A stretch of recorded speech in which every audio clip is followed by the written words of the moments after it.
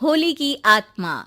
बचपन से शहर में रहने वाला मनोज इस साल होली की छुट्टियों में अपने गांव दुर्गापुर वापस आता है, जहां उसे देख पूरा गांव खुशी से झूम उठता है। जब गया था तब इतना सा था और अब देखो कितना बड़ा हो गया है। हाँ सरपंच जी, जब मैं गया था तब आप भी बहुत जवान थे और अब देखो कितने बूढ़े हो गए हैं आप। चलो चलो बढ़िया है। बच्चा घर वापस आ गया। इसी खुशी में आज रात पार्टी होगी।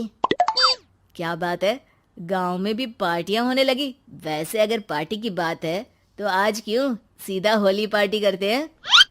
होली पार्टी की बात सुन चहल पहल में अचानक सन्नाटा छा जाता है, जिसे देख मनोज को कुछ अजीब लगता है, लेकिन तभी सरपंच बात पलट देता है। अब बहुत देर हो गई, चलो सब अपने घर चलो, पार्टी के बारे में कल सोचेंगे। मनोज भी मम्मी पापा के साथ घर आ जाता है, पर होली पार्टी और उस पर पूरे गांव की खामोशी वाली बात अभी तक उसके जहन से निकलती नहीं। पापा, होली पार्टी की बात पर सब चुप क्यों हो गए थे? अरे होगी उनकी कोई अपनी बात। मुझे गांव की पंचायत ही थोड़ी पता है। थक गया हूँ, चलो सो जाते हैं, कल बात करते हैं। पापा की बात मानते हुए मनोज भी सोने चला जाता है। आज तो छुपा लिया, लेकिन हफ्ते बाद जब होली का दिन आएगा तब इसे कैसे रोकोगे? अगली सुबह सूरज के साथ ही मनोज भी गांव घूमने निकल जाता है, जिस पर रास्ते में उसे अपनी ही उम्र के कुछ लड़के भी मिलते हैं, जिनसे दोस्ती कर अब वो उनके साथ घूमने लगता है। इसी तरह कुछ दिन बीत जाते हैं और होली नजदीक आने लगती है। दोस्तों, होली में 4 दिन ही बचे हैं, पर गांव में उसकी कोई तैयारियां क्यों नहीं दिख रही? क्योंकि यहाँ होली नहीं मनाई जाती। अरे पर ऐसा क्यों? वो राजा भूषण। अरे तुम 4 दिन के लिए आए हो, क्या इतना सोच रहे हो? चलो कुछ खाने चलते हैं। इसी के साथ एक बार फिर होली की बात को टलते हुए देख मनोज को शक होने लगता है। वो घर पहुंचते ही इंटरनेट पर अपने गांव और राजा भूषण के बारे में जानकारी निकालने लगता है। क्या? मुझे आज तक ये नहीं पता था। ऐसा कैसे? किसी ने मुझे कुछ बताया क्यों नहीं? सारी जानकारी लेने के बाद मनोज गांव वालों या अपने मम्मी पापा से कुछ पूछे बिना खुद ही उसकी सच्चाई के बारे में छानबीन करने लगता है, जिसके चलते वो राजा भूषण की हवेली में पहुंचता है। वाह, क्या हवेली है यार। पर क्या यहाँ सच में कोई भूत है? हेलो भूत जी, कोई है क्या? हम इस साल गांव में होली सेलिब्रेट कर रहे हैं, क्या आप उस पर थोड़ा इंटरव्यू देंगे? मनोज के ऐसा बोलते ही गांव में तूफान उठ जाता है और हवेली में रखी सारी चीजें हिलने लगती है। एक अदृश्य शक्ति मनोज को धक्का देकर हवेली से बाहर निकाल दरवाजा बंद कर लेती है। ये सब देख मनोज हैरान रह जाता है। क्या अभी मुझे हवा ने धक्का देकर बाहर निकाल दिया?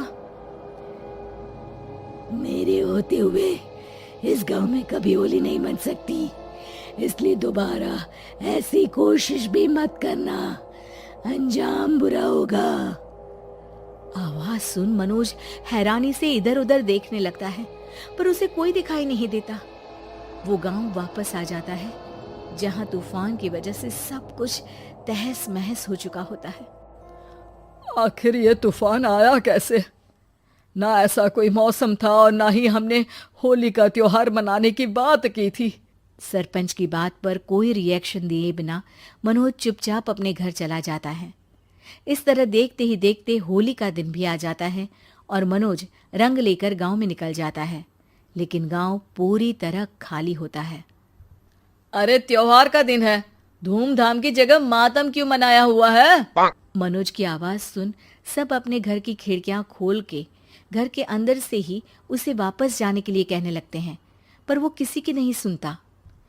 तुझे पहले भी समझाया था, अगर होली खेलने की कोशिश भी की तो अच्छा नहीं होगा।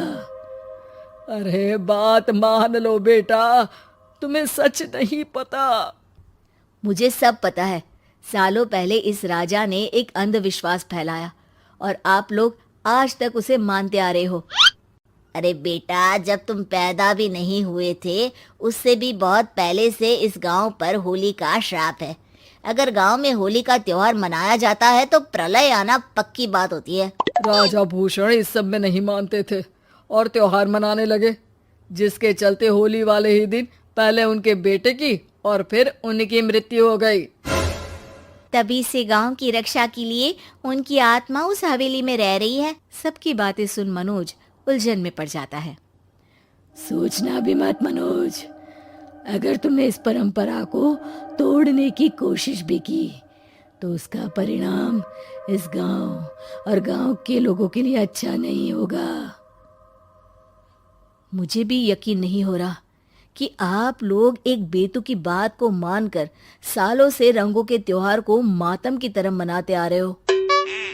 मनोज किसी की कोई बात ना मानते हुए पूरे गांव में रंग बिखेर देता है, जिसके तुरंत बाद वहां तूफान के साथ बिजलियां गरजने लगती है। अचानक मौसम में ऐसा बदलाव देख जहां मनोज कंफ्यूजन में आ जाता है, वहीं गांव वाले डर से सहम जाते हैं।